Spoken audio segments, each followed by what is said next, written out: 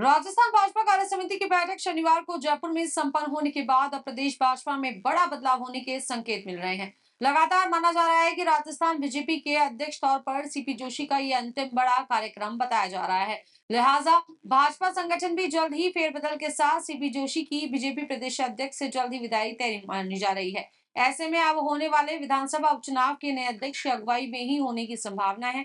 अब सवाल ये उठ रहा है कि प्रदेश में भाजपा की कमान किसको मिलने वाली है, पर इस पर हम आज अपने आप से चर्चा करने वाले हैं। हालांकि प्रदेश में बीजेपी में लोकसभा चुनाव संपन्न होने के साथ ही भाजपा अध्यक्ष की विदाई को लेकर सियासी गलियारों में चर्चाएं लगातार तेज होने लग गई थी। अब तक नए अध्यक्ष के दावेदारों में राजेंद्र गहलोत, अविनाश गहलोत, प्रभुलाल सैनी का नाम सामने आ रहा है, लेकिन इन सब नामों के बीच अब अचानक से एक ऐसा चौंकाने वाला नाम सामने आ रहा है, जिसका नाम सामने आते ही प्रदेश की राजनीति ने एक नया मोड़ ले लिया है। जी हां, हम बातचीत कर रहे हैं सवाई माधोपुर से विधायक और बीजेपी के दिग्गज नेता किरोड़ी लाल मीणा की, जिन्होंने फिलहाल मंत्रिमंडल से अपना इस्तीफा दे रखा है। हालांकि उनका इस्तीफा अभी तक स्वीकार नहीं हुआ है, लेकिन किरोड़ी ने बतौर मंत्री के रूप में अपने काम से दूरी बना रखी है। ना तो वे सचिवालय आ रहे हैं और ना ही विधानसभा की कार्रवाई में हिस्सा ले रहे हैं। हालांकि किरोड़ी लाल मीणा बयान दे चुके हैं कि उन्होंने इस्तीफा अपने वचन को पूरा करने के लिए दिया है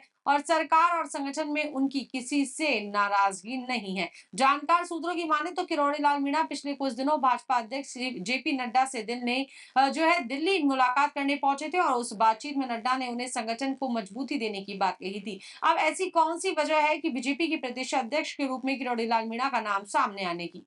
इस पर चर्चा कर लेते हैं। तो दरअसल संगठन की कमान किरोड़ी के हाथ में देने के कई वाजिब कारण भाजपा के पास हो सकते हैं।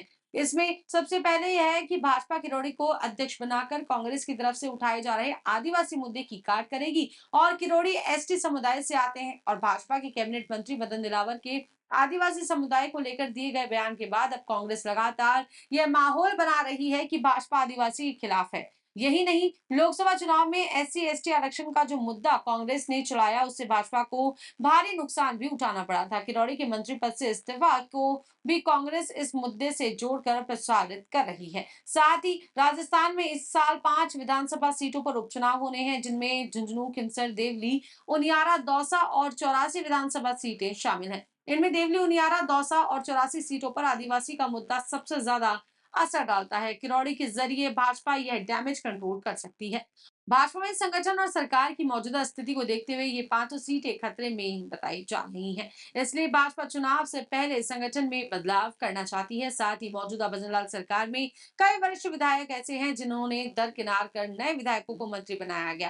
किरोड़ी लाल मीणा सरकार में मंत्री पद से इस्तीफा दे चुके हैं। यदि स्थिति यही रही तो सरकार में खेमाबंदी की खाई और चौड़ी होती जाएगी और सरकार में सीएम से लेकर ज्यादातर मंत्रियों के पास अनुभव की कमी है। ऐसे में संगठन में अनुभव व्यक्ति दरकार भी है और बता दें कि किरोड़ी के पास लंबी सियासी अनुभव है और उनके समर्थक भी बहुत ज्यादा वोकल हैं। वह पिछली गहलोत सरकार में भाजपा ने विपक्ष में रहते हुए जितने बड़े आंदोलन किए, उनमें किरोड़ी भी की जो भूमिका थी वो सबसे ज्यादा अहम रही। साथ ही विधानसभा चुनावों में पूर्वी राजस्थान में अच्छा प्रदर्शन करने के बाद भाजपा को लोकसभा चुनावों में उन्हीं क्षेत्रों में बुरी तरह का हार का सामना करना पड़ा।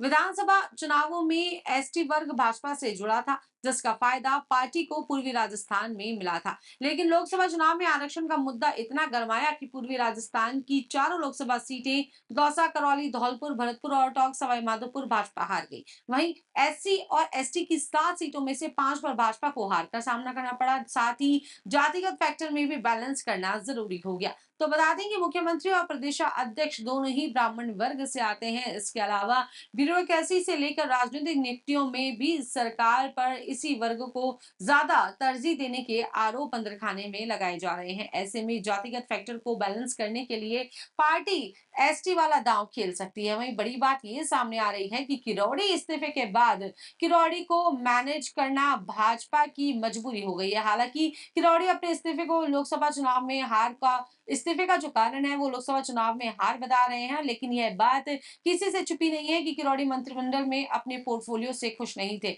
यदि उनकी यह स्थिति बनी रहती तो उनकी नाराजगी सरकार और पार्टी दोनों के लिए बड़ी मुश्किलें बढ़ाने का काम करेंगी। अब देखने वाली बात यह होगी कि पार्टी किरोड़ी को कमान सौंपेगी या नहीं, ये तो आने वाला वक्त ही तय कर पाएगा।